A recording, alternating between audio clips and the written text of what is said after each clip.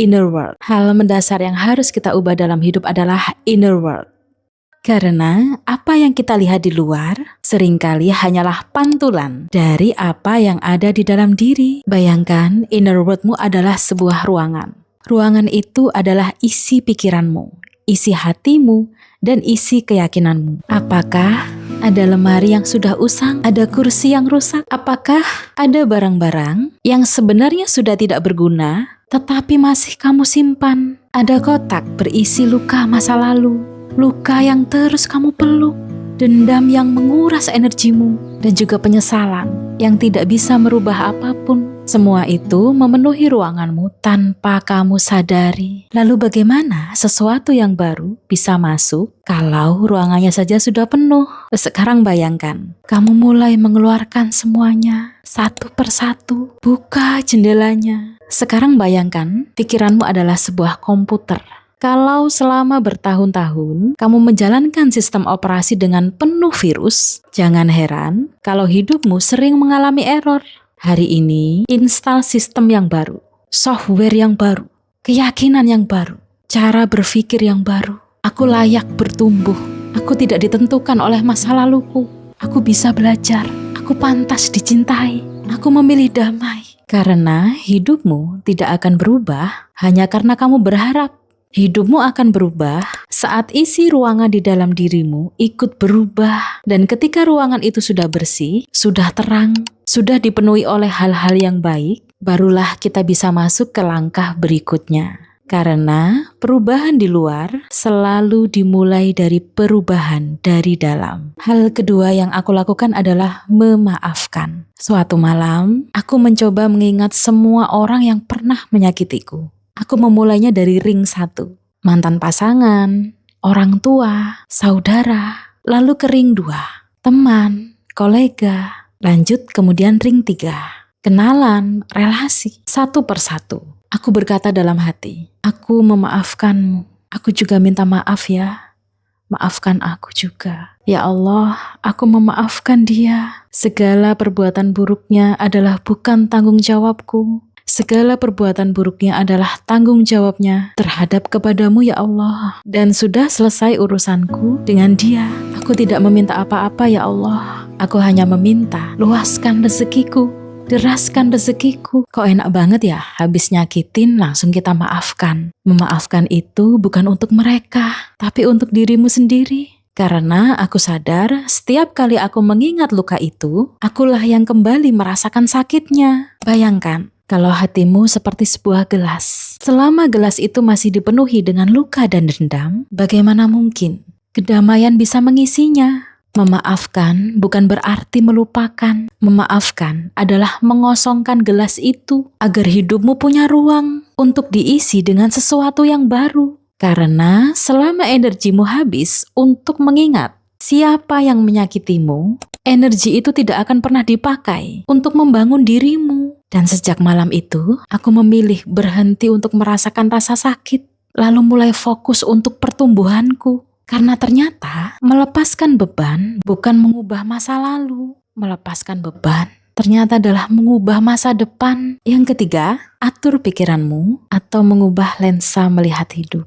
Hal ketiga yang aku lakukan adalah aku mulai mengatur pikiranku atau mengubah lensa melihat kehidupan. Jadi bukan berpura-pura melihat semuanya baik-baik saja, tetapi kita memilih untuk melihat kemungkinan bukan hanya sebagai masalah. Bayangkan kalau kamu memakai kacamata yang lensanya warna merah. Apapun yang kamu lihat pasti warnanya merah. Bukan karena dunianya berubah, tetapi karena lensa yang kamu pakai. Begitu juga dengan pikiran kita. Kalau setiap hari kita berkata, aku nggak bisa ini.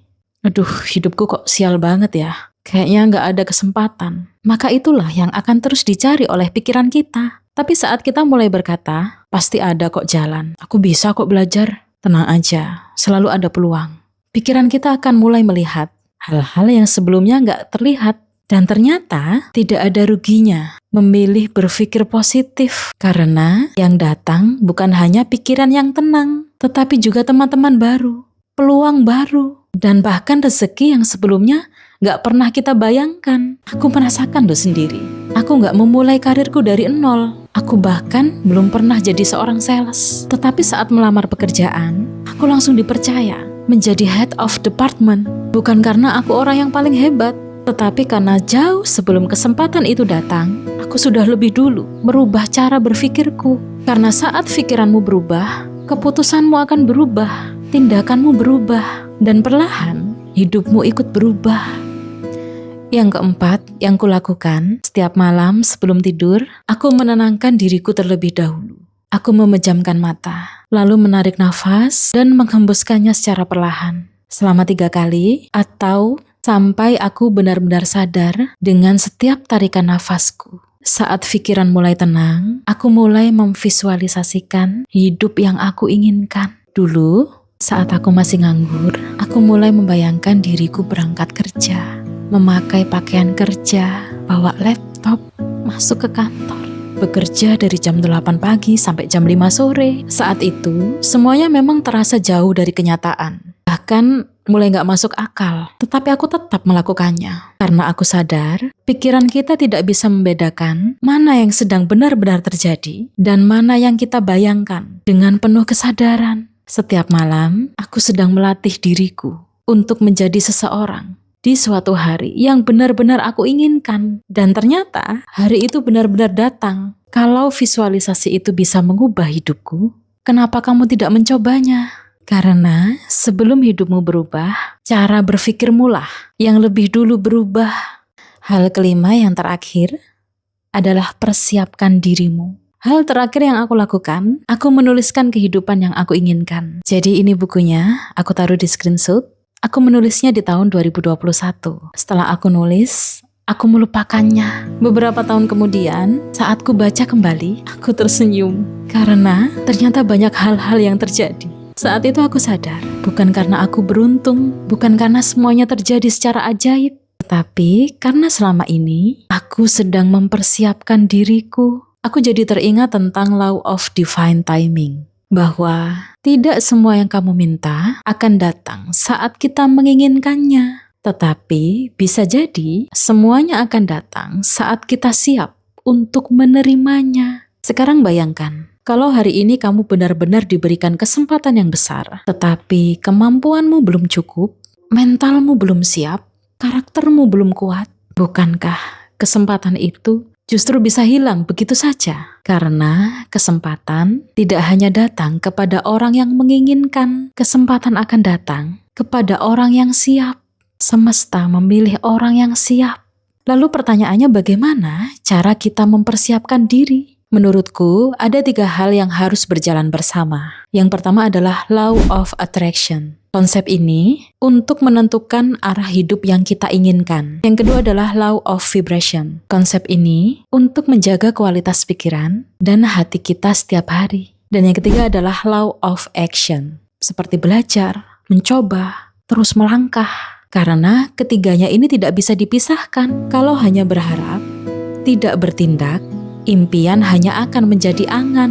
Kalau hanya bekerja tanpa arah, kita mudah kehilangan tujuan. Dan kalau hanya berpikir positif tanpa bergerak, tidak akan ada yang benar-benar berubah. Jadi, jangan hanya sibuk meminta kehidupan yang baik. Jadilah pribadi yang siap untuk menerimanya. Karena bisa jadi yang sedang ditunggu oleh masa depanmu bukan waktu yang tepat, tetapi dirimu yang lebih siap.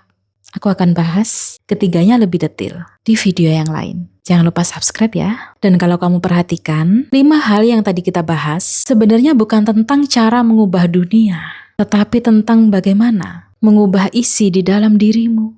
Memaafkan mereka yang selama ini masih kamu bawa. Memilih cara berpikir yang membangun. Membayangkan kehidupan yang ingin kamu hidupi. Aku Ika, semoga setelah video ini, kamu tidak hanya pulang dengan sebuah jawaban, tetapi kamu pulang membawa versi dirimu yang lebih dewasa. Seutuhnya hidup, sampai jumpa.